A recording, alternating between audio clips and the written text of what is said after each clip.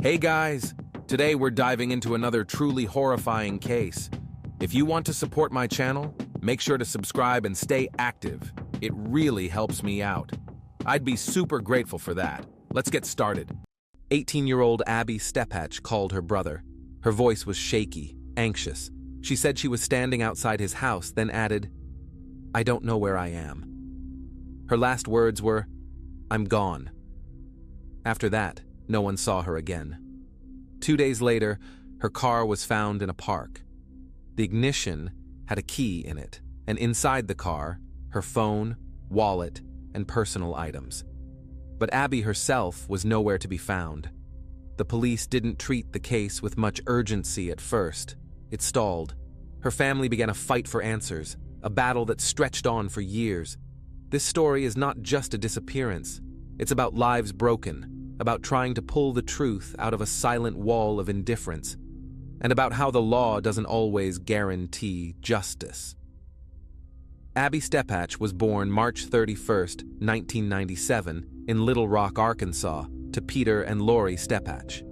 After her parents divorced, Abby lived with her mother but continued to keep in touch with her father.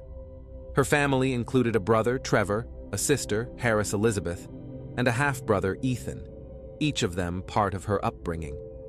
A key figure in her life was Michael Jernigan, who became her stepfather after marrying Lori. Equally important were her maternal relatives, especially her grandmother, Peggy Hammond, who was a source of safety and support for Abby.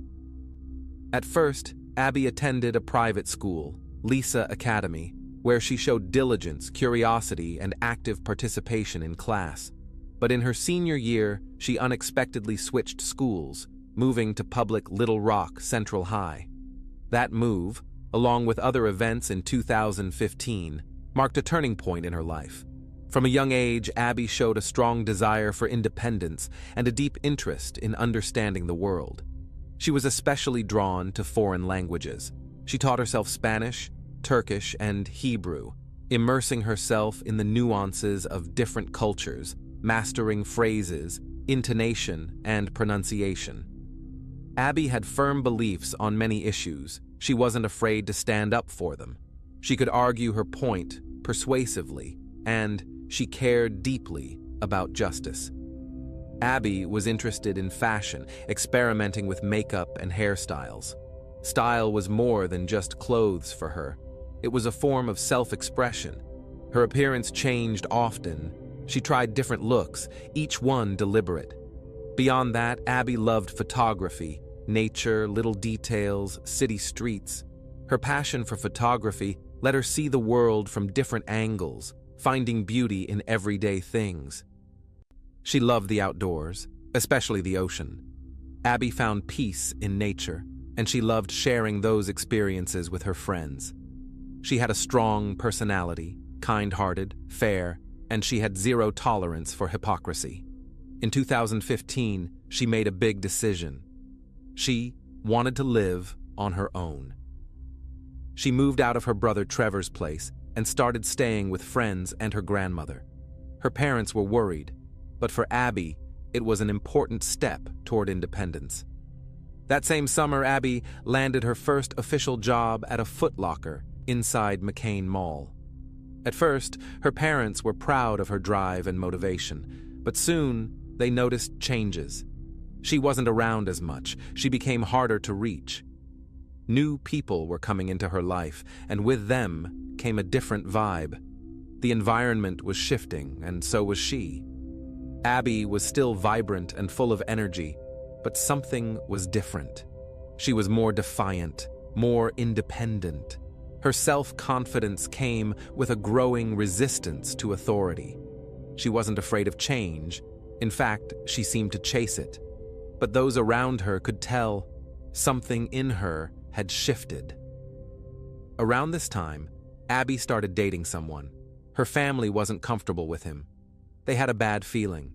Something about the guy didn't sit right with them. They never openly argued with Abby about it, but the concern was real. Deep down, they feared the relationship might lead her into trouble. As her social circle changed, so did her behavior. Abby began to withdraw. Her world slowly drifted out of her parents' reach and into a private space they couldn't access. With the switch to a public school, she started skipping classes. The school notified her parents, but attempts to talk it out were met with resistance. Abby stood her ground. She wanted her independence, her right to make her own choices. Conversations about rules and responsibility always ended the same way, unresolved. Her parents didn't know who she was spending time with anymore. They were worried, but they were losing control. Even her close friend Danielle noticed something was off. The two had been tight since their days at Lisa Academy. Even after Abby changed schools, they stayed close. But that summer, Danielle saw the distance growing. They used to share everything, like secrets, dreams, fears. Now Abby had become guarded, withdrawn. She didn't want to hang out. Their conversations lost their spark. The emotional bond that once defined their friendship had faded. Abby wasn't just changing. She was disappearing into herself. What worried Danielle wasn't just Abby's behavior. It was the new crowd she'd started running with. These people were bold, reckless, and confrontational. Nothing like the friends Abby used to keep. They didn't respect authority. They didn't play by the rules. And they seemed to thrive on pushing limits. But Abby was drawn to them, almost like she was searching for something she couldn't find anywhere else. Danielle didn't understand what it was that kept Abby so close to that group. But she had a sinking feeling. These changes weren't temporary. They were permanent. By early fall, the tension was building. Abby was skipping school regularly. She stopped letting anyone know where she'd be at night. Sometimes, she disappeared for days at a time. Her parents were deeply concerned, but any attempt to set boundaries ended in arguments. Abby made it clear she wouldn't tolerate pressure or control. Her family began to realize that Abby no longer saw herself as part of their structure. She was living by her own rules now, and those rules didn't include them. For Danielle, that summer marked the end of their friendship. She kept trying to reach out, but the Abby she knew was slipping away. Every conversation felt colder, more distant. Danielle could sense Abby was chasing danger, even if she didn't say it out loud, and she knew deep down there was no going back. On October 23, 2015, Abby Steppich went to a party. Danielle, who had spent time with her recently, chose not to go. The crowd made her uneasy. It wasn't her scene. The next morning brought devastating news. Abby, visibly shaken but composed, showed up at her parents' house. She told them that the night before, she had been the victim of an intentional group assault. According to Abby, 4 young men were involved, and she gave their names. She was absolutely certain that they had recorded everything on a phone. She didn't go into much detail. She said she had been in shock, but conscious. She didn't talk about the lead-up to the attack, or much about the party itself. What she focused on was clear. The assault happened, and there was video proof. For her mother, Lori Jernigan, and her stepfather, Michael Jernigan, it was a devastating moment. Michael recalled that Abby seemed determined. She wasn't asking for advice. She was stating her intent. She wanted to report it. She was clear-headed. She was ready to take action. They agreed that later that day, Michael would drive her to the station. They didn't settle on an exact time, but it was understood. A few hours later, Abby left the house. She never came back. After that, any contact she had with the family went through her grandmother. But the incident she had reported that morning, it was never spoken of again. That moment, Abby's confession, was the only time she openly spoke to her family about what had happened. But the trip to the police station never took place. No official report was filed. After that conversation with her stepfather, Abby stopped coming home. She dropped out of school. Her connection to the world around her started to fade. Later, it was discovered that on the same day she spoke to her family, October 24th, Abby reached out to her friend Danielle. She told her she was planning to visit her brother and suggested they meet the next day. Her behavior didn't seem self-destructive. She was still reaching out, still making plans. It pointed not to withdrawal, but to a deep desire for justice after a traumatic experience. That morning, confession wasn't just an isolated moment.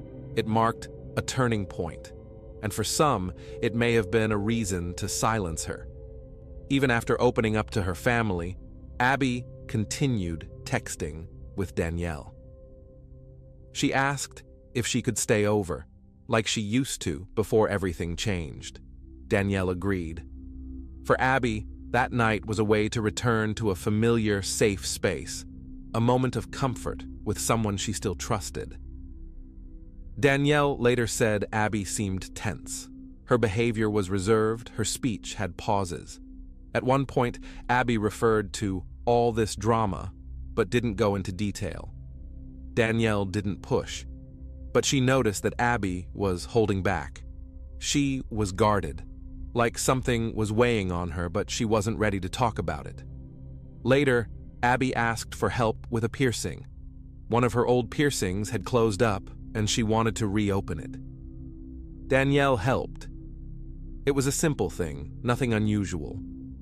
Abby also had a tattoo on her shoulder, already healed, a phrase that read, "Each night leads to a brighter day."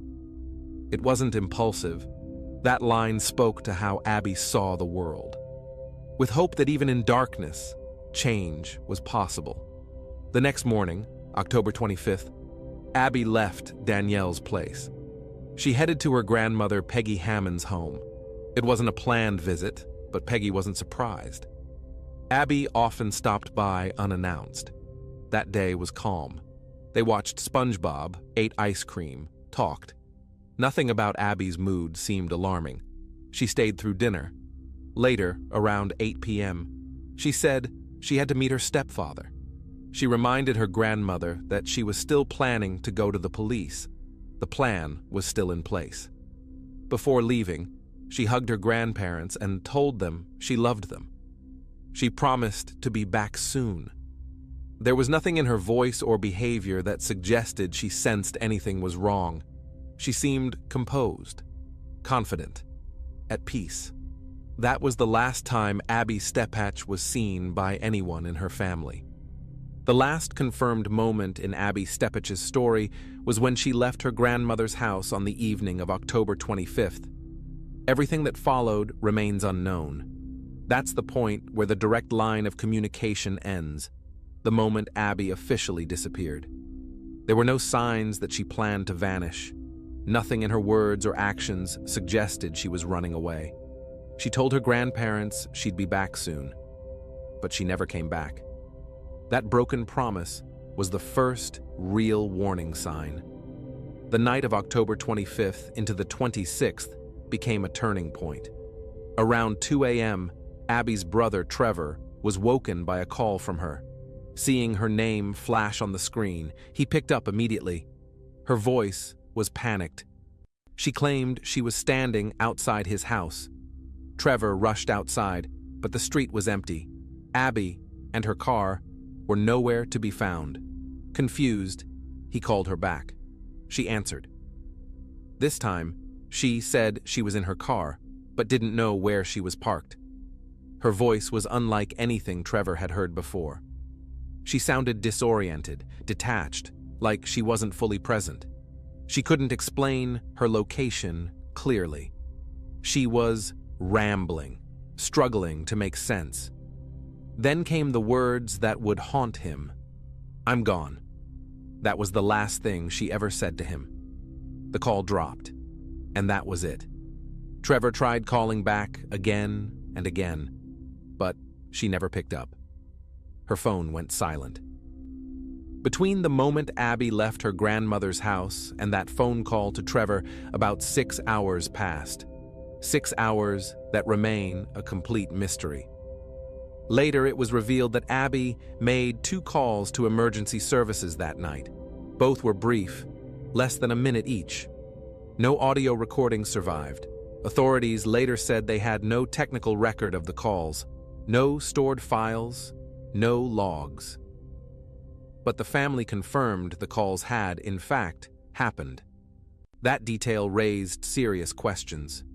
No one knows exactly what she was trying to report. Maybe she was in danger. Maybe she was trying to share her location.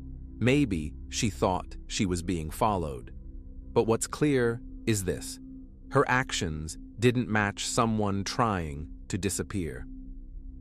They looked more like someone reacting to a sudden threat or a situation that had spiraled out of control. Her family acted fast. When they couldn't reach her the next morning, her mom and stepdad called her phone nonstop. At first, it rang. Then, it went dead. That shift convinced them something was seriously wrong. The very next day, they went to the police to file a missing persons report. But they were turned away. Officers told them it was too soon, that certain procedures had to be followed, that a set amount of time had to pass before Abby could officially be considered missing. Law enforcement leaned toward the theory that Abby had left on her own. She was legally an adult, independent-minded, and had recently pushed for more freedom. But her family strongly disagreed. This wasn't like her. She had stayed in touch right up to the very last moment. The total radio silence, the sudden disappearance, it didn't fit her pattern, and from that point on, the clock started ticking. Abby Stephatch was officially missing. But the gap between how her family saw the situation and how the authorities responded would mark the beginning of a long trail of missed chances, though no one knew yet just how long the wait for answers would become. 2 days after Abby vanished, and on October 27, 2015, her 2003 Volkswagen Passat was discovered. A passerby spotted the car sitting in an empty lot near Chalamont Park, right by the woods.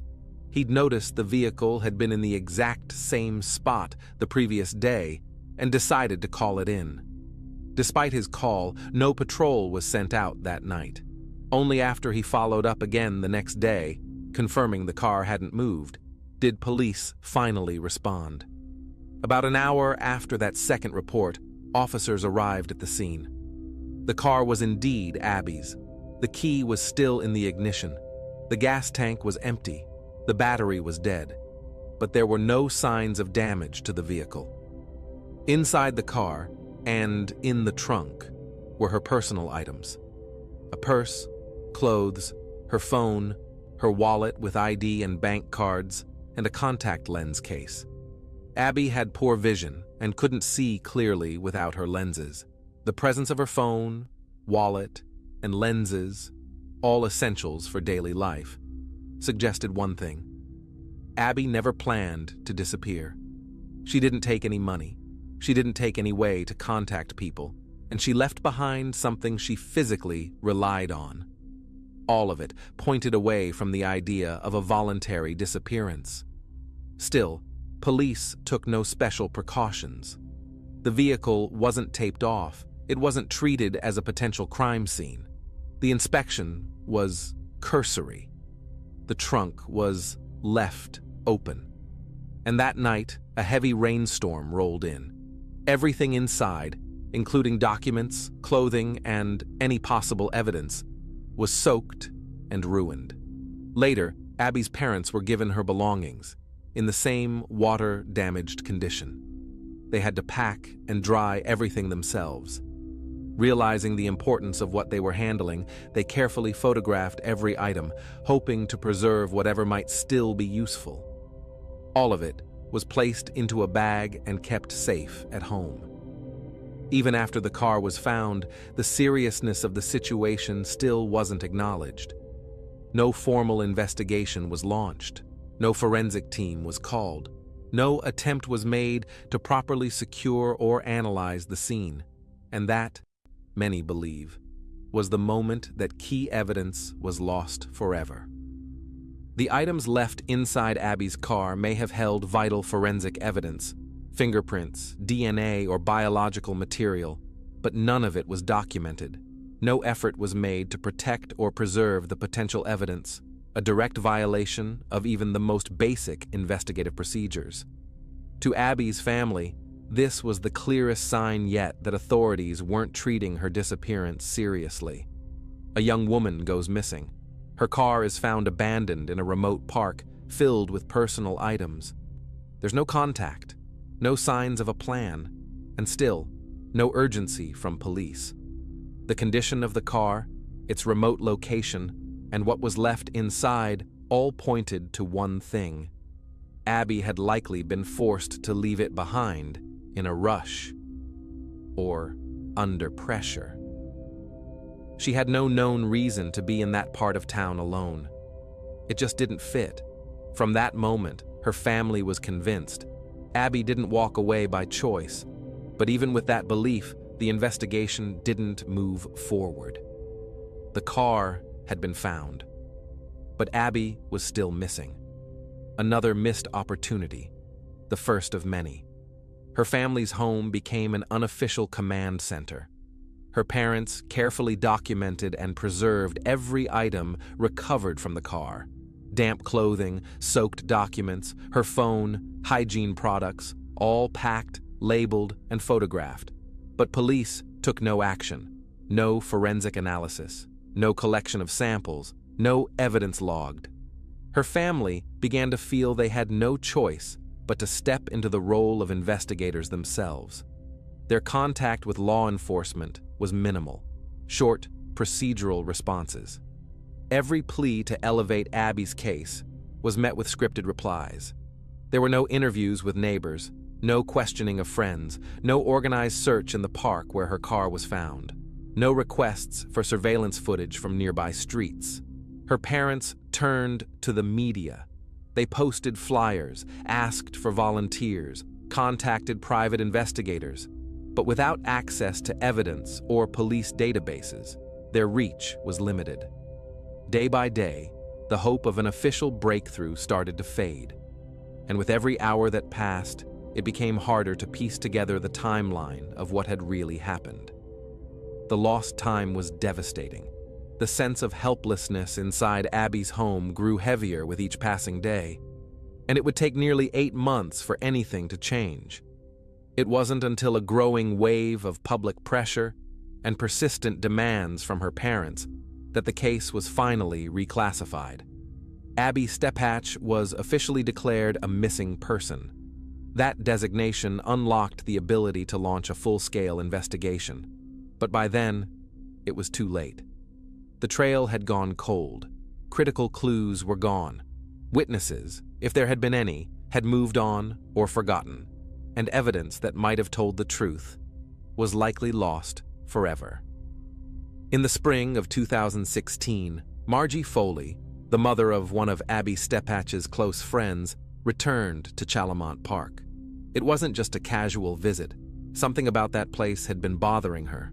Abby's car had been found here, and just steps from the parking lot was a large, concrete drainage pipe that ran underground. Police had never shown any interest in that structure, but Margie couldn't shake the feeling. Something wasn't right. As she approached the pipe, an overwhelming stench hit her. It was sharp, unmistakable, the kind of odor that only comes from decomposition. It was strong enough to be certain something was rotting in there. Margie immediately called emergency services. An officer arrived within the hour. She pointed directly at the pipe and described the smell, emphasizing that it wasn't normal. It wasn't just garbage or runoff. The officer listened, but after a brief moment near the pipe, he stepped back. He didn't try to look inside. Calmly, he told her that storm drains in public parks often trap debris, standing water, and organic waste, especially after heavy rains. Smells like this, he said, weren't uncommon. He added that he didn't detect anything suspicious and saw no reason to investigate further. Margie didn't back down. She described the odor again, unnaturally strong, almost sickly sweet, and unlike anything she'd ever smelled before. She urged him to use a flashlight or bring in a K9 unit. But the officer held his ground. He insisted there was no sign of a crime and that no action was necessary. Without checking the pipe, he left the scene. The incident went unrecorded. No report, no follow-up, no agency came to inspect the pipe. No one linked it to the abandoned Volkswagen just a few yards away.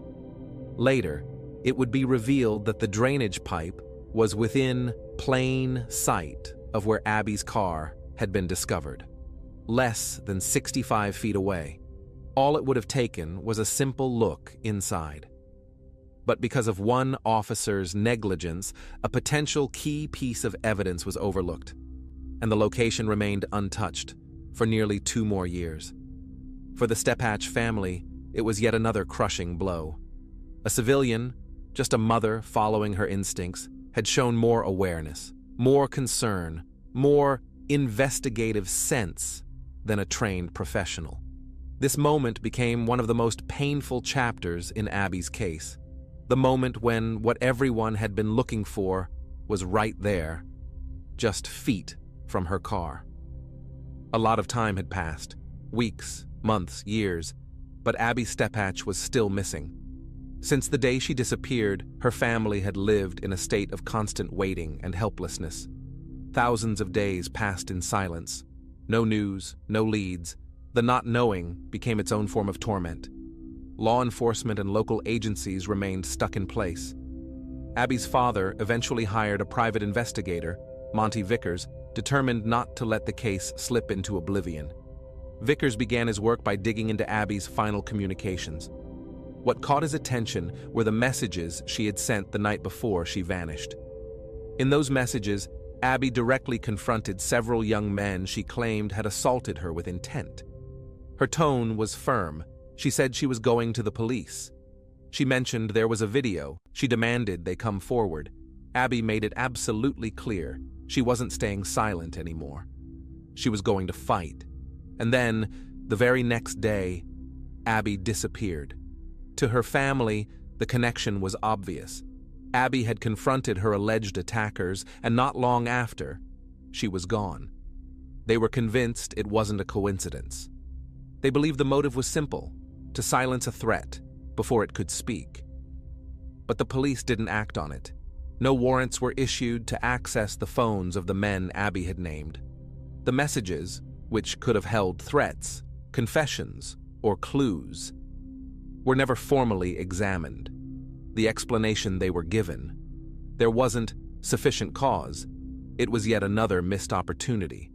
Despite Abby naming names and making direct accusations, the investigation stopped at surface-level interviews. No one looked into digital footprints. No devices were seized.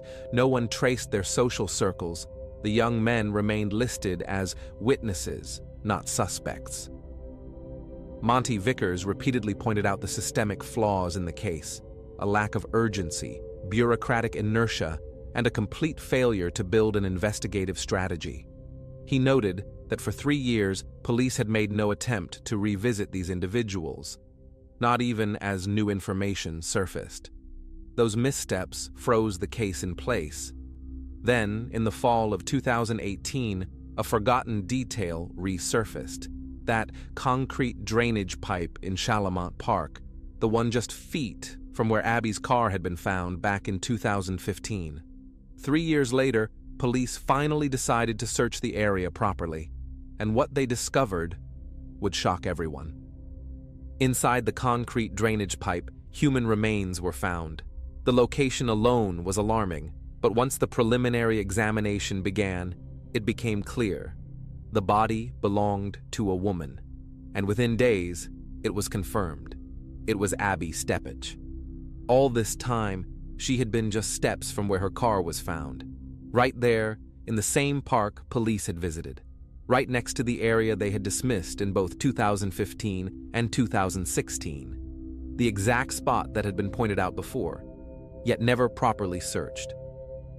Because of the condition of the remains, badly decomposed due to time and exposure, investigators couldn't determine a specific cause of death.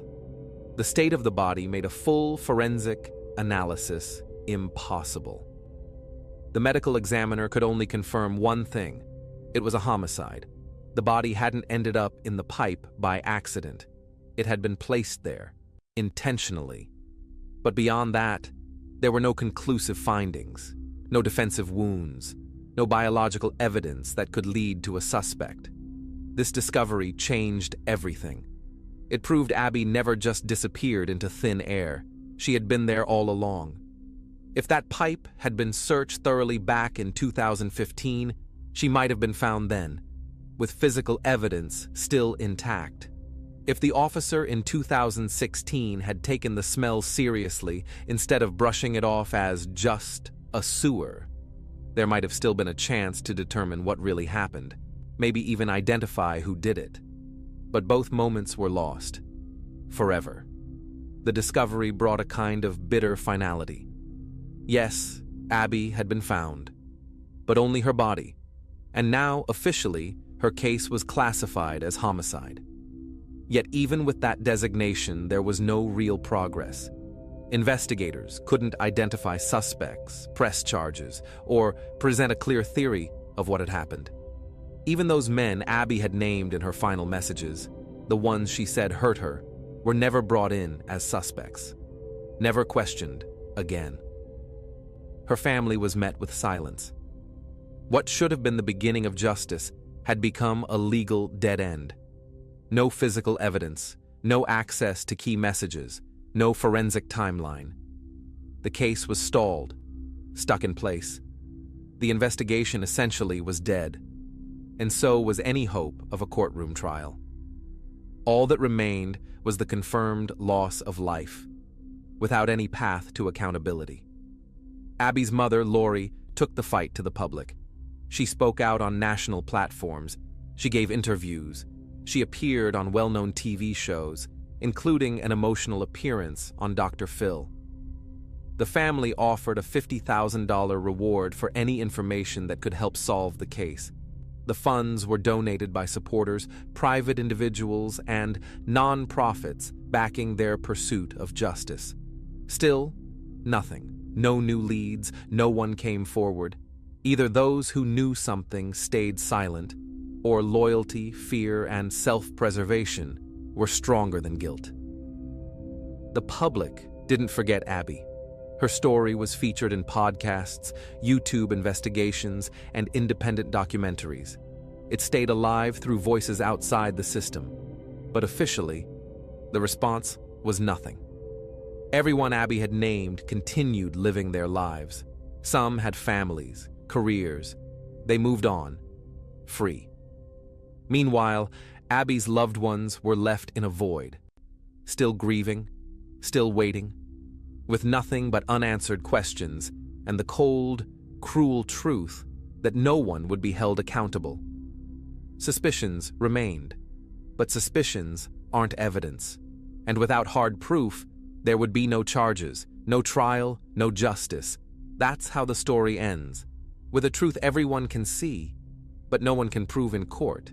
It's not justice, it's the absence of it. And that's the most painful part of all. Thanks for watching, everyone. Your support means a lot to me, and you can help my channel grow by hitting that like button, dropping a comment, and sharing this video. Your engagement really makes a difference. See you soon.